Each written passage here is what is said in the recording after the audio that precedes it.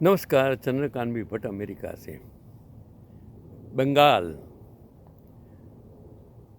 वहाँ से कैसे कैसे लोग पूरे विश्व में छा गए। टैगोर, रविंद्रनाथ टैगोर, विवेकानंद, रामकृष्ण, सुभाष चंद्र बोस, कितने कितने सारे लोग बंगाल से पूरे विश्व में छा गए हैं। बंगाल बंगाल ही है। बंगाल टाइगर आप सब जानते हो। एक और बंगाली जो अभी एक्सपायर हो गए, तो चंद्रकांत भट्ट उस जमाने के दौर से आया हुआ इंसान अमेरिका में है, जो उसने पूरे 1965 का से आगे का दौर देखा है। आज के युवाओं को शायद वो दौर नहीं देखा है जो मैंने देखा है।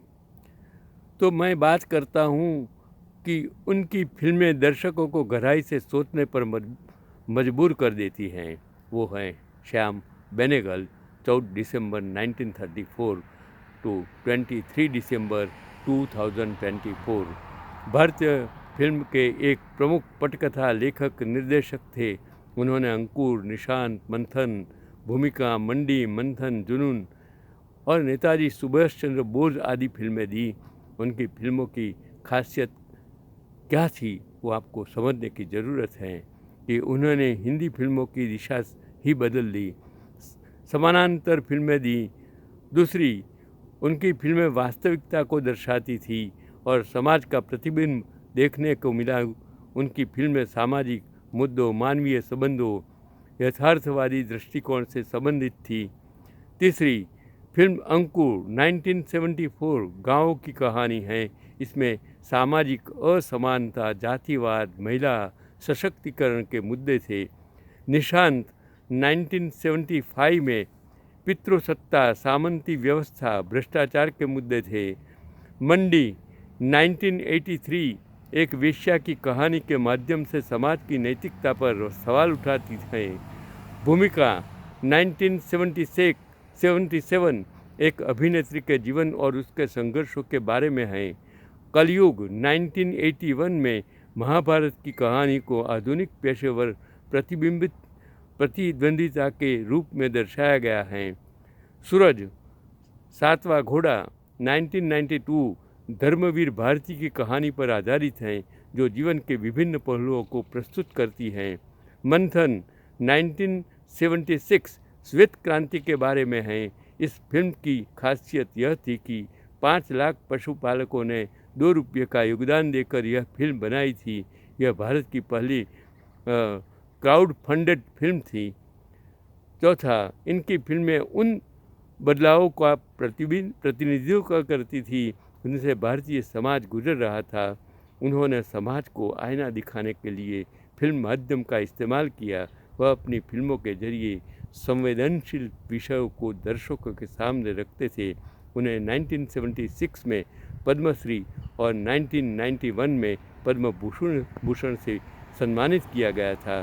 2007 में उन्हें भारतीय सिनेमा के सर्वोच्च सम्मान दादा साहेब फाल्के से सम्मानित किया गया था।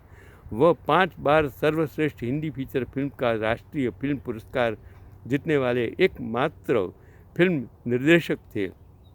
नेहरू की किताब डिस्कवरी ऑफ इंडिया पर आधारित सीरीज भारत एक खोज टेलीविज़न पर काफ़ी लोकप्रिय हुई और उनकी फिल्में दर्शकों को गहराई से सोचने पर मजबूर कर देती हैं।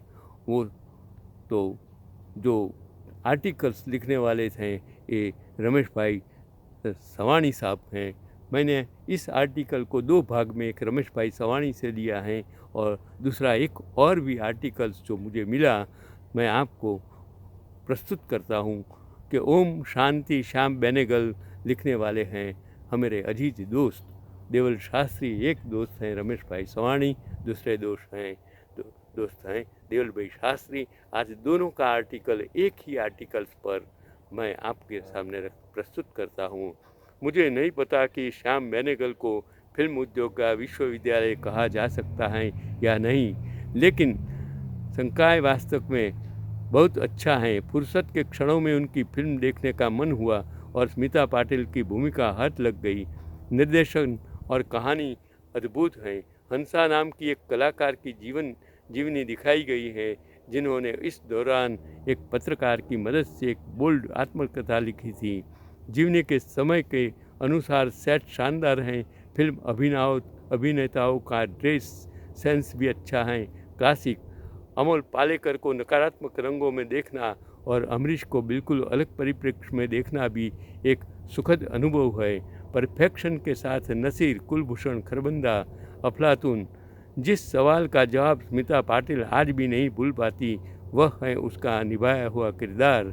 16-17 साल की लड़की से परिपक्व महिला तक, वह भी 22-23 साल की उम्र में, यह फिल्म महिला सशक्तिकरण के लिए भी प्रेरणादायक है।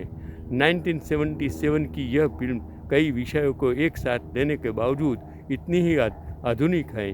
हाँ, बेनेगल सर यूनिवर्सिटी में फिल्म में सीन और लाइट का इस्तेमाल करना सिखाया जाएगा। फुर्सत मिले तो देखिए। श्याम बेनेगल को भूल गए। उनकी क्लासिक फिल्म जेनुइन रस्किल बॉन्ड के उपन्यास ए फ्लाइट ऑफ पिजन्स पर आधारित थी और कहा जाता है कि वह उपन्यास सच्ची कहानी पर आधारित है। महात्मा गांधी पर आधारित रजत कपूर की मेकिंग ऑफ महात्मा क्लासिक। छोटे बजट की फिल्में बनने लगी, चाहे अमोल पालेकर से फारूक शेख हो या इरफान गुलजार के संजीव कुमार हो या साहब के अनिल। फिल्मों बनने लगी।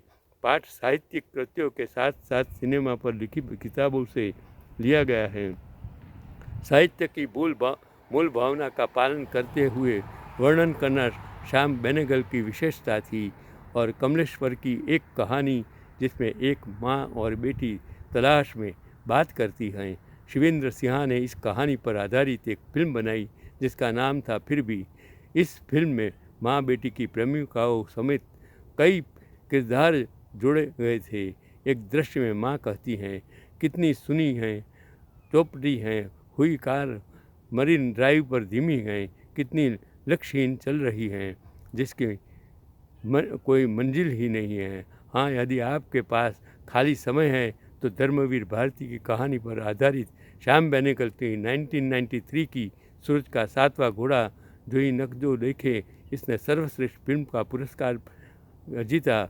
और मणिकौल की नौकर की कमीज, सुभाष अग्रवाल की रुई का बॉस, विनोद कुमार की कफन, परेश कंदर की खरगोश, मजहर कामरान की मोहनदास जैसी फिल्में आधुनिक युग की क्लासिक साहित्यिक कृतियों पर आधारित फिल्में हैं। वो लिखने वाले थे जो हमारे अजीज दोस्त थे देवल भाई शास्त्री। आज का ये दोनों एपिसोड श्याम बेनेगल, जो एक ऐसी कहानियाँ समाज लोगों के और जो उस समाज में उस जमाने में जो लोग प्रतिबिंबित करते थे उस पर आधारित थी। वो सामाजिक थी, सामाजिक रीति रिवाजों जो गलत थे उसको जगाने के लिए काम करने वाली फिल्में थी। शायद अभी आने वाले दौर में ये कभी भी हो नहीं सकेगा, क्योंकि दुनिया बदल गई है। अब तो पूरा विश्व बदल गया है, टेक्नोलॉजी बदल गई है। तो हम आने वाली पीढ़ियों, ये जो श्याम बेनेगल जैसे पिक्चर बनाने वाले शायद इनके नसीब में नहीं होंगे। वो वक्त चला गया जहाँ लोगों टॉकीज़ के बाहर 1 महीने से टिकट बुक कराने में लगे रहते थे, लाइनें लगी रहती थी, 2-3 दिन जागते लाइन में खड़े रहते थे। वो ज़माना अब कभी भी आएगा नहीं। वो पिक्चरें जो 3-3, 4-4 साल तक जैसे पिक्चर कितने चले, वो ज़माना कभी भी आने वाला नहीं है, क्योंकि आज यूट्यूब पर सब कुछ, गूगल पर सब कुछ आपको मिल जाता है। तो आपको टॉकीज़ पर जाने की, टॉकीज़ में से पिक्चर देखने की शायद ज़रूरत ही नहीं पड़ेगी। वक्त बदल रहा है, आपको अपनी सोच बदलने की ज़रूरत है, समाज को बदलने की ज़रूरत है। समाज अगर समझेगा नहीं, पढ़े लिखे लोग अगर जागृति नहीं आएगी, तो समाज कैसे बदलेगा, वो मैं आप पर छोड़ देता हूँ। नमस्कार, चंद्रकांत भी भट्ट।